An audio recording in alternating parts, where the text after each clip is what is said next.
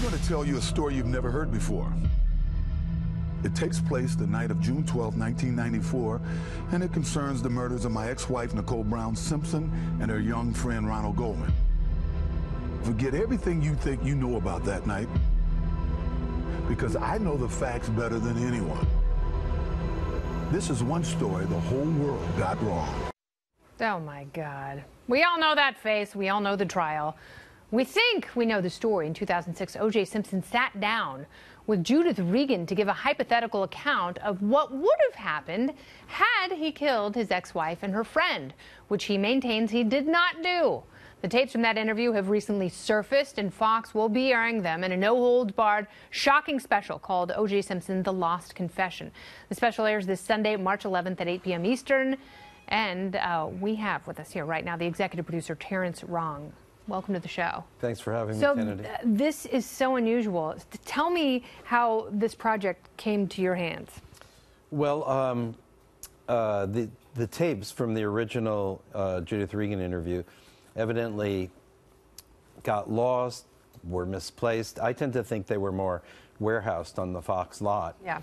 And somebody remembered they were there, and as the kind of interest in OJ intensified over the last year, particularly with his parole in October, you know, people began to think about maybe we should take another look at those. And I got the call, because I'm a longtime news and documentary producer, to go out and look at them and evaluate if they could make a show. What did you think when you first watched the tapes? I was mesmerized. Inside of 10 minutes, I knew it was gold. It was, you know, producer gold. I mean, you were inside OJ's head. Were you creeped out? He has that amazing charm, so he's trying to sell you all the time. And it's kind of hard to resist him at points, but then he said things that I thought were really strange and kind of tone deaf. Yeah. So what I don't understand, like, I'm trying to look at it from his perspective. If I wanted to convince the world that I didn't do this horrific crime, that I didn't murder two people, including the mother of my children, in cold blood, I don't think I would go and give a really convincing explanation of how I did it. I mean, that's a level of sociopathy that I think is impossible for psychologists to grapple with, let alone civilians. Is he nuts? Well, you know, I'm not a psychiatrist, and I certainly haven't been able to evaluate. You've documented a lot of human behavior over the years. Well, Judith Regan, I think, put it best. She said his need for attention is overwhelming, and he just can't stand being out of the limelight. He keeps creeping back. He wants to be on TV. He wants people to see him. He's a narcissist. He's a narcissist. Yeah, absolutely. And what has Judith Regan said about this special airing? She's very supportive. I mean, she put a lot of work into it, and her perspective is unique, and she's participated in a panel that we have for people to comment on the footage as we air it. Yeah. And do you think he did it?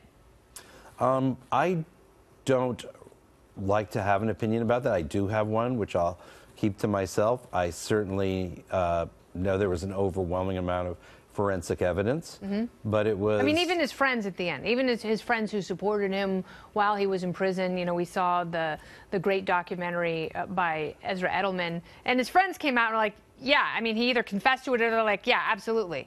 You know, he did it. But he was acquitted, and a number of mistakes were made by both police and prosecution. He was acquitted. That doesn't mean that he didn't do it. No, but it doesn't mean... I mean, that's one of the things that we can gather over the years, is that the jury was truly compromised. The prosecution was so incompetent, and even the cops who questioned him that first day did such a bad job.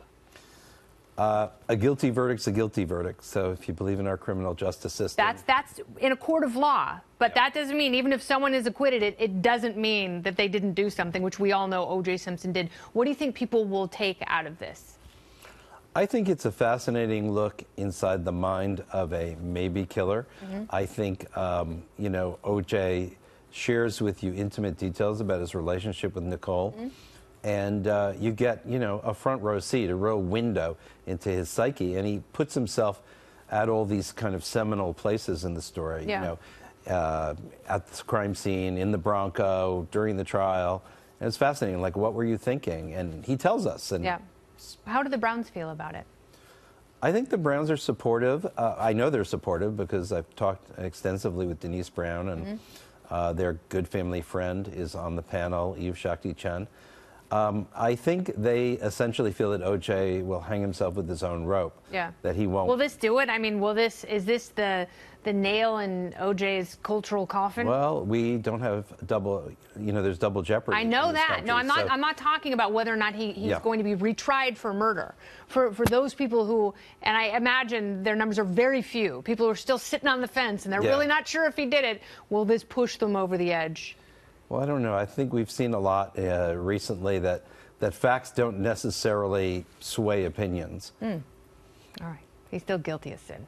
Thank you very much. Terence Wrong, can't wait to watch this on Sunday night. Thanks so much, Kennedy. Thank you.